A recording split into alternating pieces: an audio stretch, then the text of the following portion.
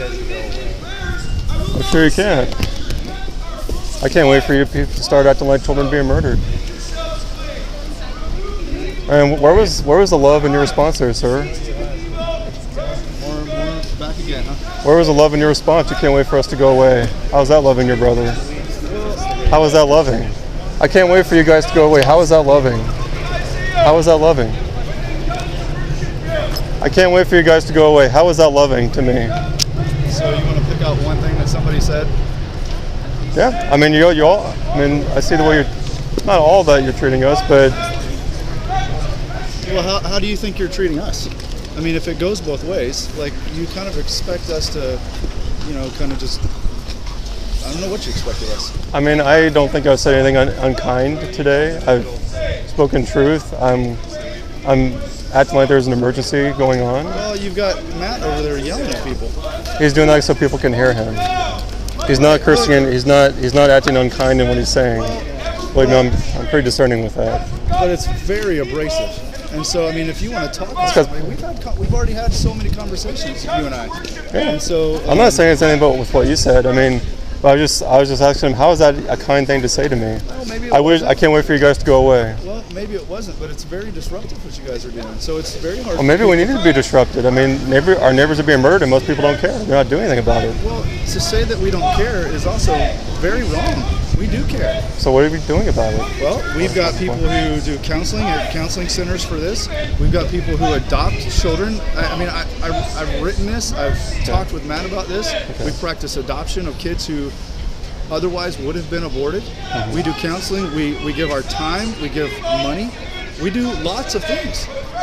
So for you guys just to come and blatantly accuse us of doing nothing is false. It's false. Well, I mean, what I meant was, are you working to abolish abortion? Yes. So, maybe not in the same way that you are. That's the problem. Most people, they say the way we're doing it is wrong. There's always a better way. But you guys are saying that this is the only way. And no, so I would say I'm not saying that. I'm not saying that. Well, so what I'm saying is we need to have an urgency. I go to the abortion mills and there's almost no one out there. Well, so why do you think that this is the only way? You're narrowing. What we're doing today, or? Yeah. I mean, I didn't say it's the only way. Well, it comes across as that way. That this is the only. That this is the only. I mean, you're scaring kids, man. Come on.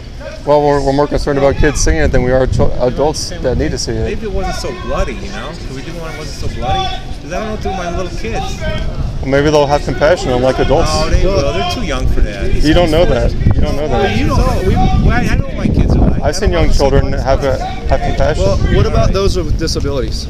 Maybe they'll have compassion too. What if they can't understand?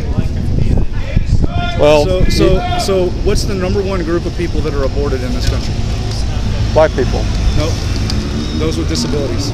Well, no, Down syndrome children. Those with disabilities. Well, actually, it's Down syndrome children. They're murdered over 90%. That's right. So what's our biggest ministry at this church? Our disabilities ministry. Yeah. And so we have those who haven't been aborted, who have been given life, who are here, who can't understand this. They're physically and mentally unable to understand this. So when they see this, they can't have compassion. They just don't understand. And so that's why I've asked for you guys to not have these signs up, not be young. They can't understand it. And so to me, it is. I don't intentionally show it to them. I know you don't intentionally, but you have to think of the unintended consequences of this, that it's actually doing damage to them, and you're not being helpful. You assume that? No, I know so. Well, I've had conversations where I can go get some of their parents and let you explain to them why you think it's okay. I'll do it. I'll talk to people. That's part of what I'm here, is talking to people. You want to be understood, but what I want to is to be understood by you, to understand that you are not being helpful to those people.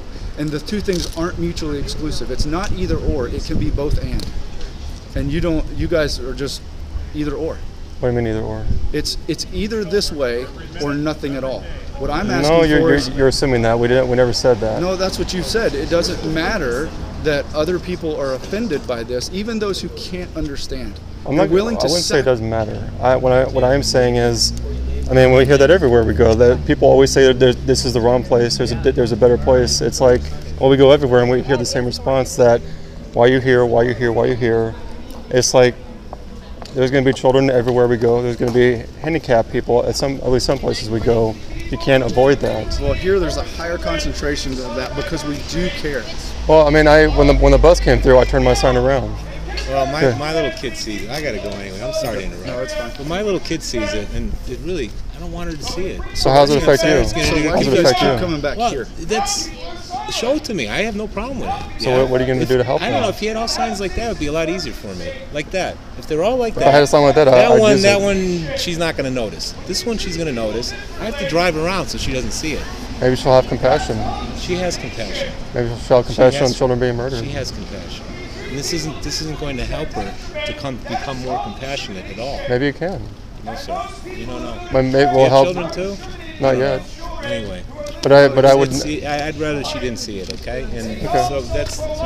Don't worry, she's a fighter for your cause too. Right? I'm still up. Well, Little girl. Still upright. Man, sorry. Thank you. I understand that you're involved in a lot of things.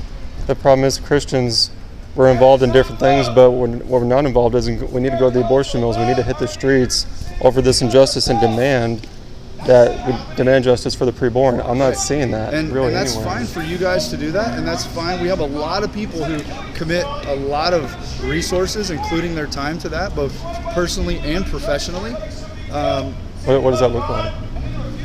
Well, all of the things that I just said. Oh, okay. And so to stay out here, for Matt to stay over there and just kind of yell at us about it is, I don't want to say it's pointless, but you're kind of preaching to the choir. Well, I've asked people, where's the choir yesterday at the abortion mills? Well, just because we're not out there every day. I didn't say every day, because the Anchor abortion mills, they murder children Wednesdays and Saturdays. Okay. So 2 days a week. Yep. I've yet to see them out there. Maybe we're doing things in other ways, like counseling, like conversation. Conversation, it's not going to end this Holocaust. It hasn't.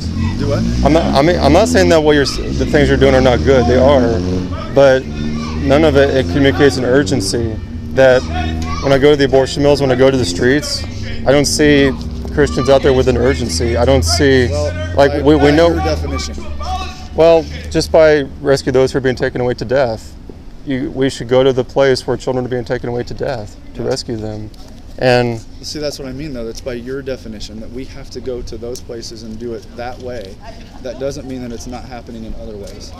Well, but a lot of churches, they're doing other ways, and then pagans see the abortion mills that had no Christians at them, and I guess Christians don't care. Well, see, that's a false assumption to say that they don't care because this isn't happening.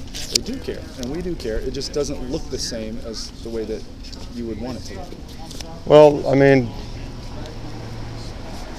the problem is there's just no urgency.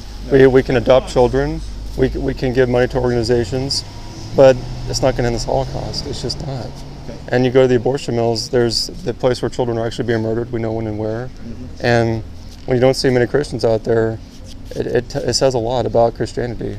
And there are churches that do good stuff like what you're talking about, and that's needed. Yeah. But you even have forming relationships. Well, you do that, but you also need to interpose when you know your neighbor's being murdered tomorrow morning. Just like that, those ministries would not help if a gunman were to come out here and start shooting people. Mm-hmm. None of what you just said would stop him. That's true. So it's kind of the same thing. None of that's going to help the child being murdered tomorrow morning. Right. Okay. That's the problem. We need to have the same urgency to stop the gunmen as we'd have to at the abortion mills. Well, and again, I'm not opposed to those things. I think we're trying to balance what you guys are trying to say, which a lot of is what we agree with the methods out here, given the context. Mm-hmm. Again, it comes back to the disruption, the visuals that we haven't disrupted the services. That are just, well, we can make an argument about that, but. Well, I mean, we haven't gone in there. I understand, but the visuals are disturbing to kids and to those with disabilities, and it's hard to explain to them. Some of them will never understand it, mm-hmm. and so that's why I'm asking for a compromise to where you would say that we don't care about, abortion and all of that. I would say that I think that it's uncaring to show these signs to children and to those with disabilities. Well, what if it does do more good than you think? Well, what if it doesn't? I mean, I've had the conversations week after week, because you guys have been here now, this is 3 weeks. Mm-hmm. I've had multiple conversations of people trying to process this with those people I just mentioned, and it's not helping. that you're seeing anyway. Right. I mean, I can give you proof, like actual proof of conversations with people that this is not helping. It's. But what if? I mean, you can say what if. What if children are saved through these images? I know that for a fact. They might be in some circumstances. They are. But I understand, but not here. Here it's. How do you know? Because I can give you proof that it's doing damage to people. Not the message, the method. And that's what people always. So that's what. But see, that's what I would say though, is that you don't see, like, if you're going to accuse us of uncaring, I would say how is it caring for those other folks that I just mentioned? And you can say what if all you want, but I can tell you what is, because I've seen it. I'm the one that has to have those follow-up conversations with people all the time, every week. Well, why are my kids being subjected to this? Why do I have to have these conversations with my kids? All of those things. Maybe those same people should care more about their neighbors being murdered than about children seeing it. Some of those families have adopted kids into their families, and they still have to have those conversations. Adoptions aren't going to end this Holocaust. No, and I'm not saying because I'd like to adopt children myself if I get a family, but even then, it's not going to end this Holocaust. But it's part of it. It's part of it. I mean, it's part. You adopt children, but. That's not But gonna. I still have to care for those kids. I mean, it's still my responsibility. And I don't, like, if I see children coming, I try to hide the sign. But if there's a bunch of adults, I'm not gonna hide it away from the adults that need to see it. And there are children who are 10 to 15 who they'll understand. Okay. There are children who are 7 or 8 who won't understand. Well, and I just have to agree to disagree. I mean, I understand where you're coming from. I've seen so much apathy from Christians over the years, and I get the same response over and over again. And I'm not saying I don't want to seem like I don't care about what you're expressing, your concerns, because I do. It seems like a lot of times Christians, whether professing or actually true Christians, they care more about their children being harmed, the possibility of it, than what actually happened to children on the signs. Yeah. Than they actually do about their neighbors being taken to be butchered. Well, but also parents have a responsibility by God to protect their kids and to teach them and to train them. And so yes, this is part of that, but they also have to protect them. And I see them holding their kids' eyes. Yep. And that's fine. That's their choice. Right. But they're very immature if they don't want to see it themselves, the adults. Well, I mean that's a stretch. But I guess. Or let me put it another way, they're very immature if they don't want to do anything about it. Okay. If they think that in this Holocaust we're just going to adopt children and give money to an organization, it hasn't done it in 45 years. Yeah, I agree. There could be more done. But again, we're not talking about mutually exclusive things. Yeah. And part of my role is to shepherd the people here, to care for them, and to have a kind of a foot on both sides of the fence. So I have to deal with the fallout of this from you guys every week. And so I don't know when you're going to stop coming, but I mean, we just keep having the same conversation every week. So maybe it's affecting some people to where they'll take action. Maybe. But there's a lot of people that already do that you're discounting. So. I mean, I've talked to some who are interested in taking action. A few. Okay. So if they're interested, they can come talk to us and we can help them. And I know a lot of people have passed by us and. Haven't talked to us, yeah. But we're just asking for help, yeah. And not to join. There's a way to do that. There's another way to ask. That's well, the point. So if that's all you're doing, then. Well, it's not all we're doing, but that's a big thing that we're doing is asking for help. Right. And what we hear time and time again is you're doing it the wrong way, and that may not be the case here, but a lot of the times. Those who say that aren't doing anything themselves, Well, we'll just have to agree to disagree on that. But it's not our intention to harm anybody. Well, there's a lot of unintended consequences.